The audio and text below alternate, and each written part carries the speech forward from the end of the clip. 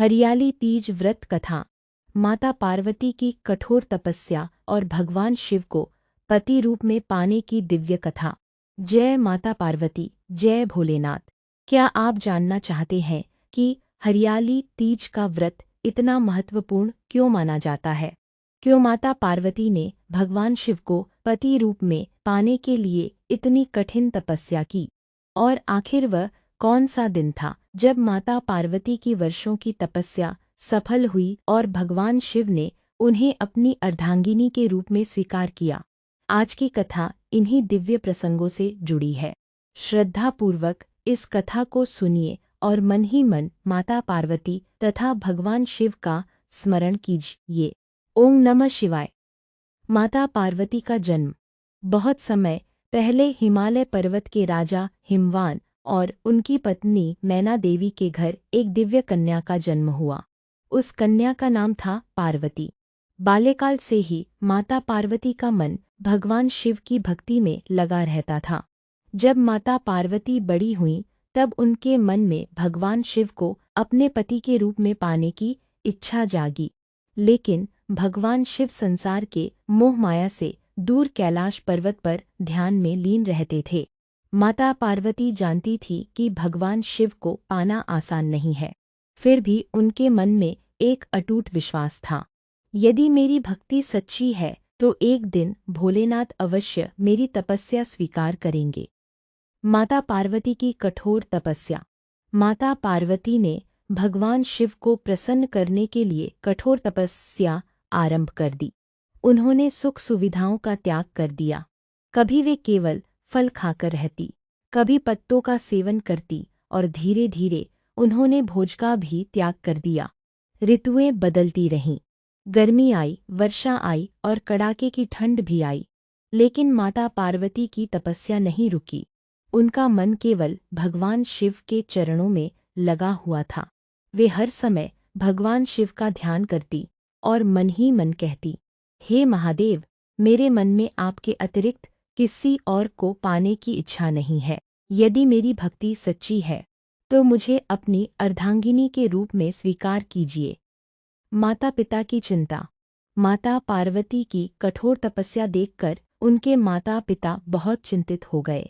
मैना देवी अपनी पुत्री को देखकर भावुक हो जाती। वे कहती, बेटी, तुम इतनी कठिन तपस्या क्यों कर रही हो? तुम हमारे लिए बहुत अनमोल हो। लेकिन माता पार्वती शांत स्वर में कहती, माता, मेरे जीवन का उद्देश्य भगवान शिव की आराधना है। मेरा मन उन्हीं को पति रूप में स्वीकार कर चुका है। माता पार्वती के दृढ़ संकल्प को देखकर उनके माता पिता समझ गए कि उनकी पुत्री का संकल्प साधारण नहीं है। भगवान शिव की परीक्षा। माता पार्वती की तपस्या से भगवान शिव प्रसन्न तो हुए, लेकिन उन्होंने माता पार्वती की भक्ति और संकल्प की परीक्षा लेने का विचार किया। भगवान शिव एक साधु का रूप धारण करके माता पार्वती के सामने पहुँचे। उन्होंने माता पार्वती से पूछा, हे देवी, आप किसके लिए इतनी कठोर तपस्या कर रही हैं? माता पार्वती ने उत्तर दिया, मैं भगवान शिव को पति रूप में पाने के लिए तपस्या कर रही हूँ।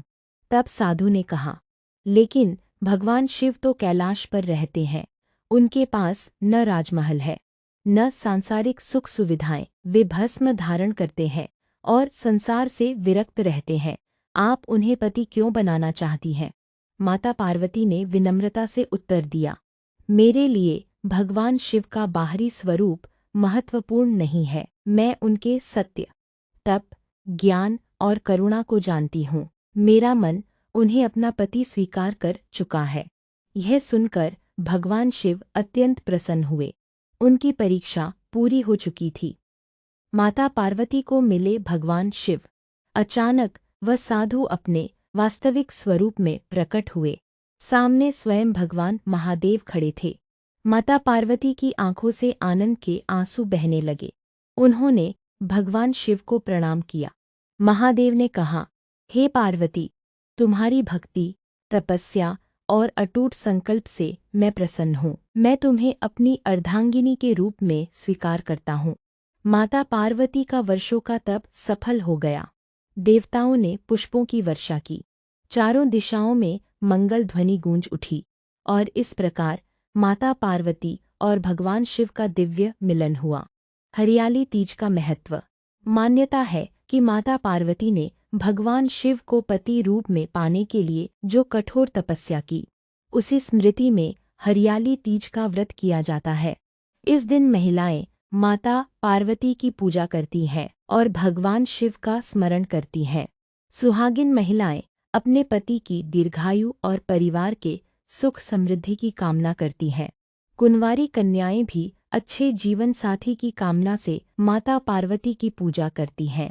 हरियाली तीज केवल एक व्रत नहीं, बल्कि श्रद्धा, प्रेम, विश्वास और अटूट संकल्प का प्रतीक माना जाता है। माता पार्वती की प्रार्थना। कथा के अंत में माता पार्वती के चरणों में मन लगाकर प्रार्थना करें। हे माता गौरी, जिस प्रकार आपने अटूट विश्वास और भक्ति से भगवान शिव को प्राप्त किया, उसी प्रकार हमारे जीवन से सभी दुख और परेशानियां दूर करें। हमारे परिवार में सुख, शांति और प्रेम बनाए रखें। हमारे घर में सदैव मंगल हो। हे महादेव और माता पार्वती, हम पर अपनी कृपा बनाए रखें। कथा का फल। जो भक्त श्रद्धापूर्वक हरियाली तीज व्रत की कथा सुनता या पढ़ता है और भगवान शिव तथा माता पार्वती का स्मरण करता है, उसके जीवन में सुख, शांति और मंगल की कामना की जाती है। इसलिए कथा समाप्त करने से पहले सभी भक्त मिलकर बोले, हर हर महादेव, जय माता पार्वती, जय गौरी शंकर, ओम नमः शिवाय। अगर आपको यह कथा पसंद आई हो तो भक्ति धुन चैनल को सब्सक्राइब करें और इस पावन कथा को अपने परिवार और प्रियजनों के साथ अवश्य साझा करें। माता पार्वती और भगवान शिव की कृपा आप सभी पर सदैव बनी रहे। हर हर महादेव।